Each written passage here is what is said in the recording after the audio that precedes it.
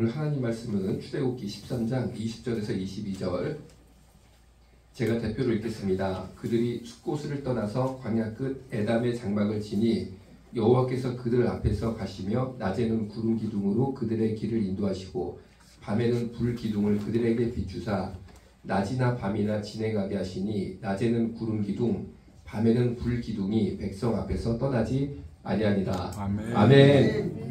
자, 오늘 말씀 보니까 그들이 숫곳을 떠났다라고 되어 있습니다. 그들은 이스라엘 사람들인데 출애굽을 할 때 이스라엘 사람들은 고센이라는 지역에서 살았습니다. 고센 한번 따라해 볼까요? 고센. 이게 참 성경하고 우리 한국어하고 아주 비슷한 면이 많아요. 이스라엘 사람들이 이집트의 고센 땅에서 살 때 고생을 어마어마하게 많이 했습니다. 고생을 많이 해서 고생입니다. 고생을 많이 해서. 하여튼 고생해서 고생을 도록 했는데 여러분 아시는 것처럼 맨 처음에는 거기서 양, 소 이런 거를 쳤거든요. 원래 이스라엘 사람들이 목축하던 사람들이에요. 그래서 자기 하던 일을 잘했습니다. 그랬는데 이스라엘 사람들을 이집트 왕이 핍박을 하면서 원래 하던 양 키우기, 소 키우기를 한 게 아니고 벽돌 만들기를 시켰어요. 이 벽돌 만들기를 시켰는데 요거부터 잠깐 이제 보고 갑니다. 우리 집 사진 하나 좀 띄워볼까요? PPT에 본 집 사진 하나 있죠. 이스라엘 사람들이 벽돌 만드는 거 했다. 이거는 여러분들이 이전에 설교 들어서 언뜻 아실 거예요. 그런데 이 벽돌이 우리가 생각하는 불에다가 탁 네모 반듯하게 벽돌을 넣어가지고 굽는 거 있잖아요. 지금 우리가 생각하는 벽돌. 그 벽돌이 아닙니다. 그 벽돌이 아니에요. 그리고 바로 요 벽돌입니다. 요 벽돌. 그러니까 이제 이 지역에 이집트, 이스라엘 할 거 없이 요 사막 지역에 사는 사람은 벽돌이라고 하면 두 가지를 말하는 거였어요. 첫 번째로는 우리나라가 썼던 것처럼 기와 비슷하게, 기와 만드는 거 비슷하게 쫙 불에 넣어가지고 확 부어서 나오는 거. 요거는 당연히 벽돌입니다. 그런데 옛날에 우리 조선시대에 부잣집을 기와집이라고 했잖아요. 기와집에 살면 부자잖아요. 그렇죠? 이 기와가 불에다가 넣어서 굽는 게 사실 굉장히 돈이 많이 들어가는 거예요. 사실은. 왜냐면 많이 만들지를 못하니까. 또 노력이 많이 들어가니까 요거는 아주 그냥 대감집이나 기와를 얻는 거죠. 마찬가지로 벽돌도 확 넣어가지고 구워서 빼는 게요. 돈이 어마어마하게 많이 들어갑니다. 힘도 많이 들어가고 사람도 많이 기술이 들어가고 그래서 우리가 생각하는 그 구운 벽돌로 집을 짓는 거는 있을 수가 없는 일이었어요. 사실은. 그거는 진짜 막 이집트에서도 왕이나 그렇게 하지 아무나 그렇게 못하는 겁니다. 그러면은 이스라엘 사람들이 만든 벽돌은 이런 벽돌은 아니었다는 거죠. 불에다가 딱 넣어가지고 만들어 빼는 거. 왜? 일단 이스라엘 사람들은 그런 거를 하는 방법도 모릅니다. 그리고 그거는 사실은 이제 할 수가 없어요. 할 수가 없어요. 그건 아주 소수 그냥 막 부자들 위해서 특별하게 만드는 거지. 이스라엘 사람들이 남자만 60만 명이었거든요. 60만 명이 이거를 벽돌을 만들 수 있는 시설도 없었고 그 당시에 가마니가 없었다는 거죠. 가마가 불가마가 없었다는 거죠. 그러면 무슨 벽돌을 만들었냐? 두 번째 벽돌이 요 벽돌입니다. 요 벽돌. 그리고 일반적으로 이집트, 이스라엘 할 거 없이 이 시대 사람들은 벽돌 하면은 일단 요거를 생각했어요. 그러니까 우리나라 생각이랑 좀 다른 거죠. 우리나라의 벽돌 그러면 여러분이 아는 그 딱딱한 벽돌. 그런데 이스라엘, 이집트 이 고대 근동이라고 합니다. 이 지역 사람들은 벽돌 하면은 그 불에 구운 딱딱한 벽돌은 아니고 요게 벽돌이었어요. 뭐냐? 어떻게 만드냐? 나일강에 가면은 당연히 진흙이 많겠죠. 강 옆이니까 막 진흙이 있습니다. 그거를요 통에다가 잔뜩 넣어버려요. 그래서 이거를 운반을 합니다. 이거를 이스라엘 사람들이 한 거예요. 여러분 대학생들을 아르바이트 한다고 노동 현장에 가기도 합니다. 방학 때 아르바이트 해가지고 내가 돈을 좀 벌어봐야겠다. 그래서 친구도 좀 만나고 여행도 가봐야겠다 해가지고 노동 아르바이트를 가면은 많이 줘 월급을. 그래 내가 센데 가봐야지. 밤낮 커피 타봤자 이거 커피숍에서 아르바이트 해봤자 얼마 못 버니까 일 제대로 해가지고 돈 제대로 받아보자 해가지고 공사 현장에 간단 말이에요. 우리 특히 남자 대학생들 다 그런 경험 아마 학교 생활하면서 할 수 있습니다. 가면요 뭐를 시키냐면요 통을 매겨요. 통을. 이거를 질통이라고 부르거든요. 질통? 지는 통, 지는 통. 그래서 질통이라고 불러요. 그래서 뭣도 모르고 딱 가니까 야 이거 지어 해가지고 질통을 딱 맸는데 그 다음부터 벌어질 일은 이제 생각을 못했던 거죠. 여기다가 세멘이나 모래를요 담게 시켜요. 그 다음 이거를 메고 막 올라가는 거예요. 이 아시바를 타고. 여러분 우리 이 건물도 지하 2층 지상 10층이잖아요. 바닥 보면 세멘 바닥이죠. 이걸 어떻게 했겠어요? 질통을 메고 세멘트하고 모래하고 누가 여기 다 실어 날르면은 기술자가 이거를 쫙 바닥을 만드는 겁니다. 이거를 누가 메고 올라가겠습니까? 주로 대학생들 처음 나와가지고 아무것도 모르는 애들. 이런 애들은 너 이거 좀 줘. 그러면은 먼지 모르고 확 져버리거든. 그런데 이 노동계에서 잔뼈가 굵은 우리 참 노가다라는 말 있잖아요. 우리 그런 일 하시는 분들은 너 이거 줘. 그러면 막 도망다녀 이제. 그거 안 지르려고 샥 눈치를 샥 봐가지고 딴 데 가가지고 막 열심히 한 척 해가지고 어떻게든지 그거 안 지르려고 하는데 이 남자 대학생들을 처음 와보니까 뭐를 모르니까 야 저거 그러면 저거 뭐 별거 아니고 보이네. 딱 지는 순간 얘는 죽는 겁니다 이제. 이거를요 모래하고 세면을 지고요. 생각해보세요. 이 10층 꼭대기까지 올라가서 누군가는 쏟아 나온 거야 이 건물도. 그게요 한 2시간 하고 나면 애들이요 헬렐레 더운데 이거를 왔다 갔다 하니까 헬렐레 해가지고 애들이 그냥 막 무슨 생각이 드냐면요. 야, 이 돈 가지고는 내가 친구들이랑 여행 못 가겠다. 내가 이렇게 피땀을 흘려서 벌었는데 나 이거 가지고 맥주 못 사 먹겠다. 그런 생각이 저절로 듭니다. 막. 그거를 누가 했냐? 이스라엘 사람들이 한 거예요. 나일강에 진흙인데 가가지고 질통을 메고 들어가서 아니 그때 뭐가 있었겠어요. 기구가. 그리고 이 강 옆에 이걸 막 기어 들어가려면 사람이 막 들어가드는 거예요. 1인이 혼자. 그 진흙 사이로 막 어떻게 막 이 갈대숲을 지나가가지고 이 질통을 메고 가가지고 거기다가 나일강의 진흙을 꽉 채웁니다. 그 다음에 확 나오면요. 아이고 이 진흙발에서 한번 빠져나오려면 힘이 얼마나 들어가겠어요. 그렇죠? 이 야시바 타는 게 훨씬 쉬운 거죠. 사실은 땅이 단단하니까 쉬운데 아이고 강에서 그냥 여러분 모래사장에서 100m 달리기 해보십시오. 반 죽습니다 정말. 근데 그보다 더 힘든 게 진흙발에서 걷는 거거든요.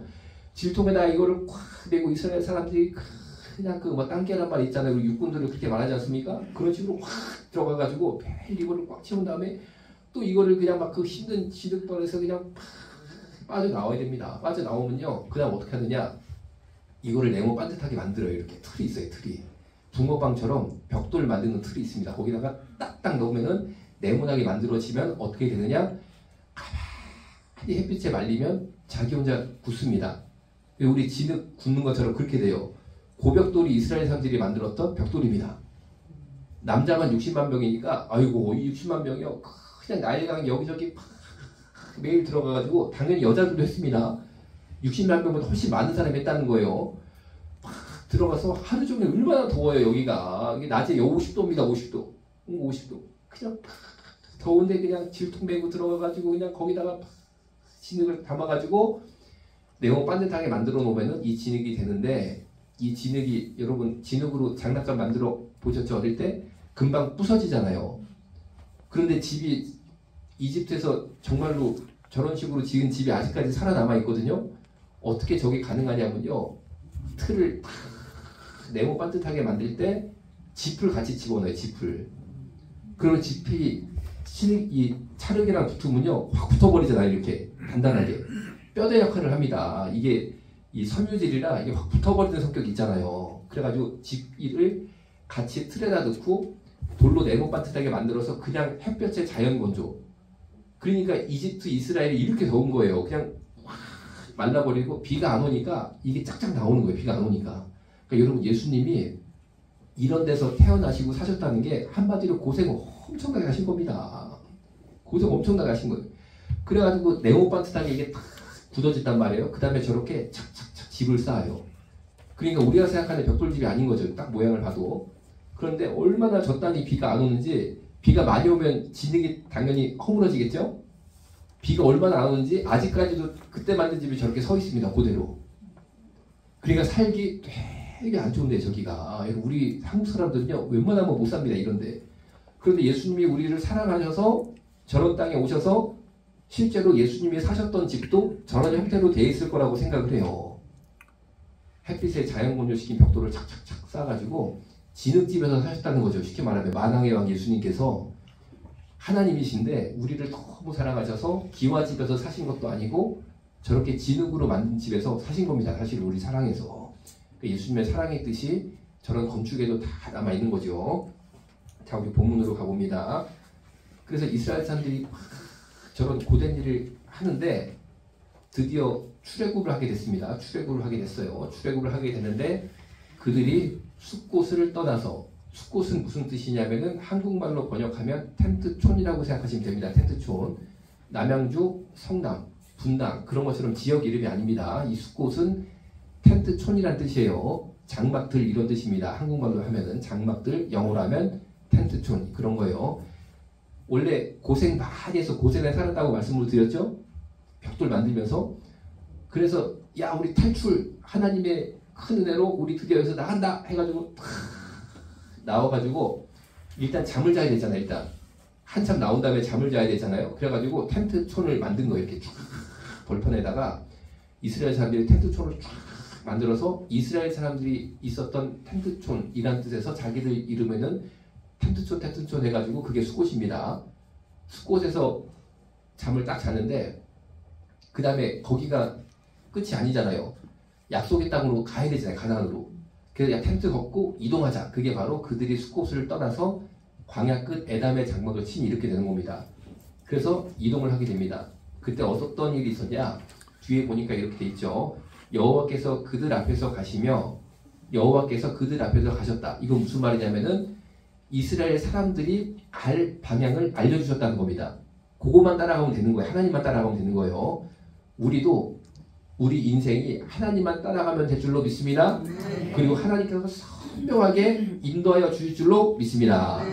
이스라엘 사람들이 하나님만 보고 막 따라간 겁니다. 왜? 여호와께서 그들 앞에서 가셨기 때문에 야 이쪽 가냐 저쪽 가냐 고민할 필요가 없었어요. 그냥 그대로 따라가면 됐다는 거죠. 그런데 낮에는 구름 기둥으로 그들의 길을 인도하시고 이게 구름 기둥이 있어가지고 그 구름 기둥만 보고 쫓아가면 되는 거예요. 구름 기둥만. 밤에는 불 기둥을 그들 앞에서 비추셔서 밤에는 불 기둥만 보고 따라가면 됩니다. 그래서 낮이나 밤이나 진행하게 하시니 낮에는 구름 기둥 밤에는 불 기둥이 백성 앞에서 떠나지 아니하니라 이렇게 되어 있습니다. 자, 밤에는 불 기둥이 있으니까 환하게 보였겠죠. 낮에는 구름 기둥이 있으니까 그거 보고 갔으면 되는데 낮이나 밤이나 진행하게 하시니 이건 어떤 뜻이냐면은 낮이나 밤이나 걸을 수 있게 하셨다는 게 걸을 수 있게 하셨다. 왜? 어느 방향으로 갈지 분명히 알았고 두 번째로 낮에는 구름 기둥이 확 인도하셔서 이 위에 구름이 있는 거예요. 내 머리 위에 항상. 이스라엘 사람들 위에는 구름이 빽빽하게 있어서 낮에 50도라 걷지를 못하거든요. 그런데 구름이 햇빛을 탁 막아주니까 걸을 수 있었다는 거죠. 밤에는 불기둥이 있었다. 불이 확 따뜻하게 데워줘가지고 밤에 굉장히 춥습니다. 그래서 밤에도 이동하는 게 되게 어렵습니다. 그런데 밤에는 불기둥이 있어서 따뜻해서 걸을 수 있었다라는 겁니다. 걷는 것은 이스라엘 사람들이 물론 걸었지만 걸을 수 있게 환경과 상황을 만들어 주신 분이 하나님이셨다 이런 거죠. 그러니까 우리가 우리 인생을 사는 것 같잖아요. 내 힘으로 사는 것 같잖아요. 그런데 사실은 하나님께서 우리가 하나님의 일을 행할 수 있도록 인도하신다라는 것입니다. 첫 번째 방향을 알려주시고 두 번째 불기둥, 구름기둥으로 내가 그 일을 할 수 있는 힘을 주신다는 거죠. 그런데 만약에 하나님께서 불기둥, 구름기둥을 치워버리시면은 내 힘으로는요 하루도 못합니다. 하루도 못합니다. 그러니까 여러분 내가 뭔가를 할 수 있으면요 불기둥의 은혜, 구름기둥의 은혜가 나와 함께 하는구나 라고 생각하시면 됩니다. 자 우리 이제 출애굽기 5장 21절 PPT 1번이죠.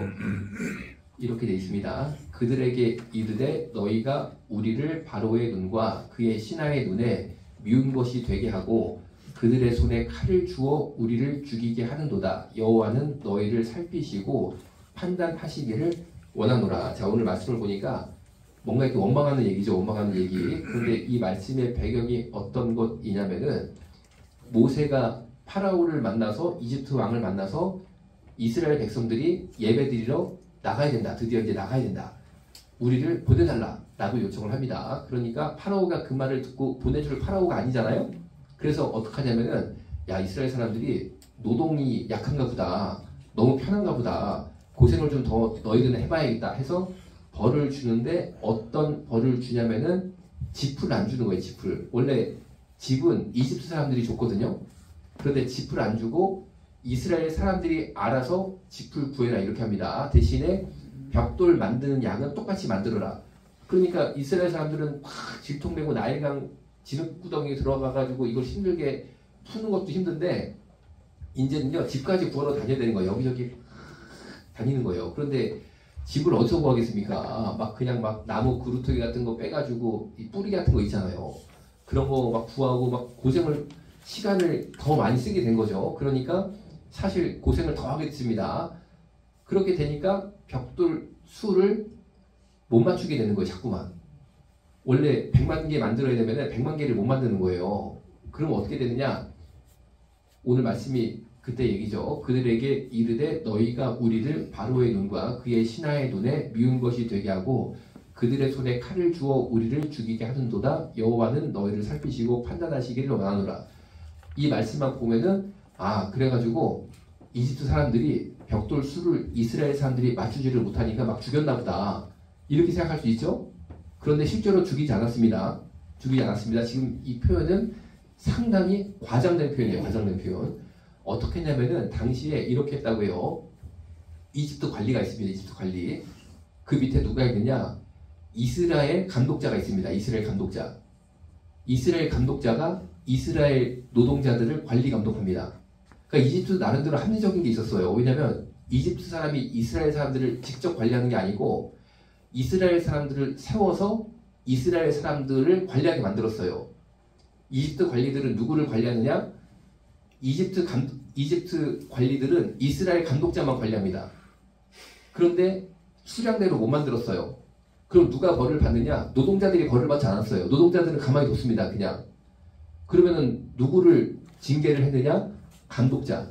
이스라엘 감독자를 징계를 했어요. 어떻게 징계를 했냐면은 때렸습니다. 매를 댔습니다. 매를 댔습니다. 죽이진 않았습니다.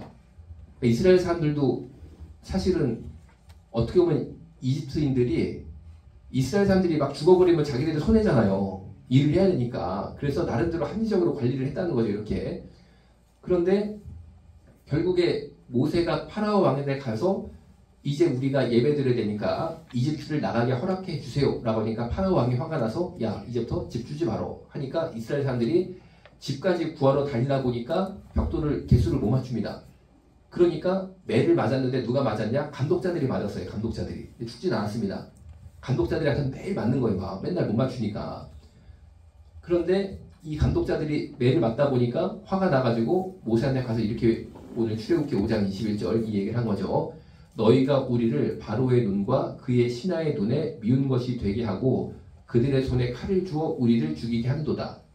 실제로 이스라엘 사람들을 이집트 사람들이 칼을 들고 죽이지 않았거든요. 그냥 몽둥이 채찍 같은 거로 막 때렸긴 했지만 칼로 찔러 죽이진 않았어요. 그런데 원망이 심해진 거죠. 원망이 심해지고 과장이 된 거죠. 그 다음에 이렇게 돼 있죠. 둘신대에 여호와는 너희를 살피시고 판단하시기를 원하노라.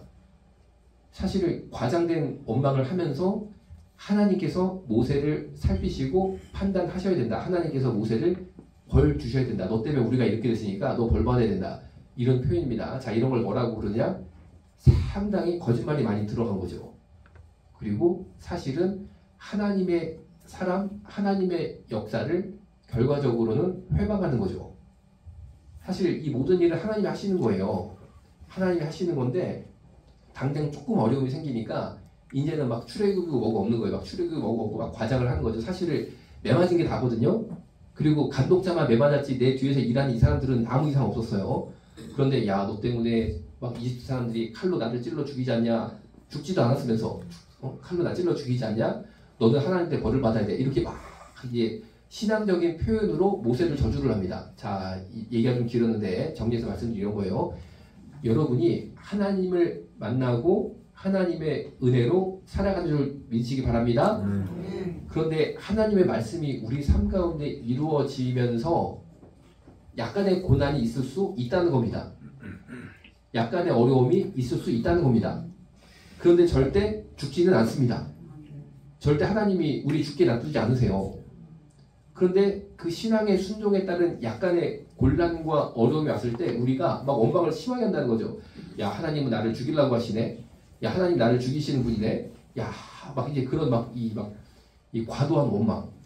그리고 예를 들어 가지고 어떤 목사님이나 신앙적인 인물이 있을 거 아니에요, 그렇죠? 그 사람한테 하나님께서 저 목사를 그냥 막 벌을 주실 거야. 나한테 막 이런 걸 시켜 막 별 생각이 다 든다는 겁니다. 오늘 출애굽기 5장 21절에 이 마음을 갖다 준 것은 마귀입니다. 마귀입니다. 이스라엘 사람들을 분열시켰다는 거죠. 분열시켰다는 거죠. 신앙과 출애굽의 여정에서 분열시키는 마귀의 역사가 나타났다는 거죠. 그러니까 여러분 우리가요 간단히 생각하세요. 하나님께서 불기둥, 구름기둥으로 인도하십니다. 아멘? 아멘. 절대 주의 백성 버리지 않으십니다. 그런데 내가 조금 어려우면요 막 원망하고 그냥 막 불평하고 그런데 그게 너무 심한 거야 막. 그 분열이 일어나. 혹시 여러분 이 중에 저를 원망하는 분 있으면 손 한번 들어보세요. 저 사람 때문에 내가 죽게 생겼다. 저 사람 때문에 내가 망하게 생겼으니까 하나님께서 저 염한섭이를 판단하기를 원하더라. 마음속에 그런 심령이 또 한번 들어보세요. 네, 그럴 수 있습니다. 그럴 수 있는데 마귀가 갖다 주는 거예요. 마귀가 갖다 주는 거고 분열을 우리가 기도하면서 이겨야 됩니다. 이겨야 됩니다. 그런데 이 당시에 이스라엘 감독자들이 이런 말을요 막 하면서 그냥 막 그 이스라엘 사람들 마음을 사로잡기 시작했다는 거예요. 그 분열의 영으로 그랬다는 겁니다. 자, 이제 PPT 2번으로 가봅니다. 출애굽기 14장 12절 PPT 가보겠습니다. 읽어드리면 이래요. 우리가 애굽에서 당신에게 이른 말이 이것이 아니냐 이르기를 우리를 내버려 두라. 우리가 애굽 사람을 섬길 것이라 하지 아니하더냐. 애굽 사람을 섬기는 것이 광야에서 죽는 것보다 낫겠노라. 자, 이것도 원망의 말씀이죠. 원망의 말. 이거는 어떤 상황이냐면은 아까 1번 원망은 집 구해오라고 그래가지고 벽돌수 못 맞춰가지고 감독자들이 두들겨 맞았을 때 그때 원망 나온 거. 지금 보시는 게 2번 원망이다. 2번 원망은 언제 나온 거냐면은 이제 아까 말씀드린 텐트촌 있죠. 숲꽃 거기서 출발하니까 불기둥, 구름기둥이 이스라엘 사람들을 인도하는 기적을 봤습니다. 그리고 불기둥, 구름기둥만 따라가다 보니까 홍해 앞까지 왔어요.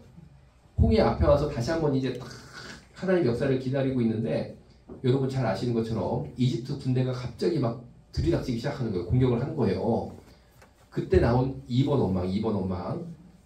우리가 애굽에서 당신에게 이른 말이 이것이 아니냐 이르기를 우리를 내버려 두라. 우리가 애굽 사람을 섬길 것이라 하지 아니하더냐. 애굽 사람을 섬기는 것이 광야에서 죽는 것보다 낫겠노라. 자, 여기 빨간 줄 친 게 있죠? 광야에서 죽는 것보다 낫다. 안 죽었습니다. 이스라엘 사람들 결과적으로 안 죽습니다. 절대 하나님이 죽게 안 내버려 두십니다. 그런데 우리 PPT 1번 출애굽기 5장 21절 잠깐 다시 가볼게요. 출애굽기 5장 21절 여기도 빨간 줄 보니까 우리를 죽이게 하는도다 이렇게 돼 있죠?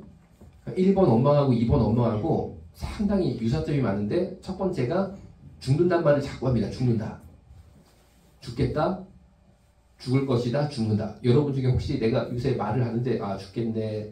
죽을 것 같아. 죽겠어. 이런 말 해본 분만 아멘 시키면 아멘 하시면 여러분 안 죽습니다. 걱정하지 마세요. 그리고 자꾸 내가 죽겠다 이런 말 하면요. 아 이게 마격사구나 보면 됩니다. 오늘 이 불평, 원망 누가 준 거라고요? 마귀가 줬습니다. 그런데 1번 원망이랑 2번 원망이랑 배경이 상당히 다르거든요. 정리해서 다시 말씀드립니다. 1번 원망은 벽돌수 못 맞아서 감독자들이 끌려가서 기합받은 거. 2번 원망은 홍해 앞에 딱 진을 쳤는데 이집트 군대가 공격해 들어오는 거. 상황은 다른데 언어가 똑같더라는 거죠. 어떤 언어? 죽겠다. 여러분 중에 자꾸 내 입속에서 죽겠다 그러면 싹 뒤를 보세요. 뒤에 보면 마귀가 있다. 그렇게 보시면 됩니다. 마귀가 자꾸 죽겠다 이거를 나한테 막 확 더 주는 거야. 그러니까 내가 나도 모르게 죽겠다 이 입술이 자꾸만 벌려지는 겁니다. 아 내가 출애굽 때 그 이스라엘 백성들이랑 지금 되게 비슷하구나. 내가 지금 이 죽겠다라는 말로 하나님의 백성들을 분열시키고 있구나. 이렇게 보시면 됩니다. 그런데 결론적으로 죽겠다 1번 2번 그렇게 이스라엘 사람들이 말을 했지만 안 죽었습니다. 절대 하나님께서 죽게 안 내버려 주십니다. 오히려 살리시는 주님이신 줄로 믿으시기 바랍니다. 자 방금 본 PPT 출애굽기 14장 12절 다시 한번 볼게요. 그래서 다시 읽어드리면 이렇죠. 우리가 애굽에서 당신에게 이른 말이 이것이 아니냐. 이르기를 우리를 내버려 두라. 우리가 애굽 사람을 섬길 것이라 하지 아니하더냐. 애굽 사람을 섬기는 것이 파란색 글자가 애굽 사람을 섬기는 것이 이렇게 돼 있죠. 자꾸만 하나님을 섬기는 게 아니라 애굽 사람을 섬기려고 합니다. 그런 말이 자꾸 나온다는 거예요. 애굽 사람을 섬기는 게 훨씬 낫다. 애굽 사람을 섬기면은 내가 쉽게 말하면 입에 풀칠을 할 수 있는 거 아니냐, 목숨을 구제할 수 있는 거 아니냐, 애굽 사람을 섬겨야겠다 이런 말이 자꾸 나왔다. 홍해 앞에서 이 말씀은 홍해 앞에서 했던 불평이죠. 불평 1번으로 가볼게요. 출애굽기 5장 21절 단체 기합 받았을 때 얘기죠. 그때도 파란 거 활자를 보면 바로의 눈과 그의 신하의 눈에 미운 것이 되게 하고, 바로의 눈과 그의 신하의 눈, 쉽게 말하면 이집트 사람을 섬기려는 말을 자꾸 하는 거예요. 나는 바로를 섬기고 그의 신하를 섬기겠다. 그 사람들 눈에 내가 미운 털 박히지 않겠다. 그 사람들에게 순종하면서 그 사람들 마음을 쫙 맞춰주면서 살겠다. 이런 말을 했다는 거죠. 그러니까 상황은 달라도 말은 똑같습니다. 1번 자꾸 죽겠다는 말을 하고, 두 번째 자꾸만 세상을 섬기겠다는 말을 자꾸 하는 거예요. 세상을 섬기겠다는 말을 자꾸 하는 거예요. 하나님을 섬기리라. 나는 여러분 같은 죽는다는 말을 하더라도요, 잘 들어보세요. 같은 죽는다는 말을 하더라도 나는 죽으면 죽으리라 하나님을 섬기겠다 이래야 됩니다. 아니 내가 세상에 절하느니 나는 하나님을 섬기다 깨끗하게 순교하겠다, 천국 들어가겠다 이렇게 말을 해야 되는데, 말을 뭐라고 하냐면요, 야 내가 죽을 것 같아? 나는 죽겠어? 나는 세상을 섬겨야 돼. 세상을 섬길 것이야. 세상의 기준에 맞춰서 살아야 돼. 오늘 이 말씀이 바로의 눈과 그의 신하의 눈이 뭡니까? 세상의 기준에 맞춰 살겠다는 거잖아요.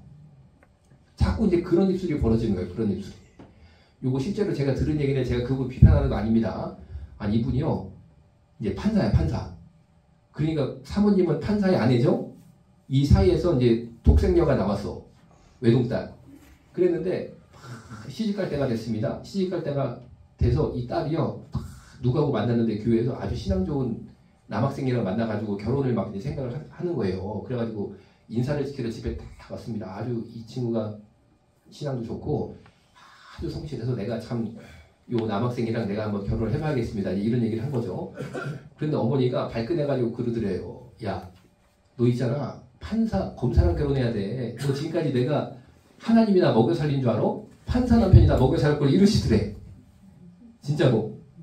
교회 권사님이신데. 여러분은 뭐가 먹여 살리셨어요? 여러분 뭐가 먹여 살리셨어요? 하나님이 먹여 살리셨어요? 아니면 판사 남편이 먹여 살렸어요? 의사 남편이 먹여 살렸었어요? 여러분? 그렇지. 답이 딱 나오네. 이게 그런데 결정적인 순간에 이 말이 나오는 거야. 사람이. 결정적인 순간에 나오는 거야. 그런데 어떻게 했는지 아세요?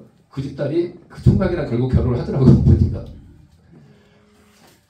여러분, 이스라엘 사람들도 결정적인 순간에 이 속이 나오는 겁니다. 속이 나오는 겁니다. 야, 우리가 노예로 살지만 입에 풀칠하고 사는 거 그게 하나님 은혜냐? 바로왕의 은혜지? 나는 바로왕을 믿고 살래. 이게 결정적인 순간에 팍 나오는 겁니다. 팍 나오는 겁니다.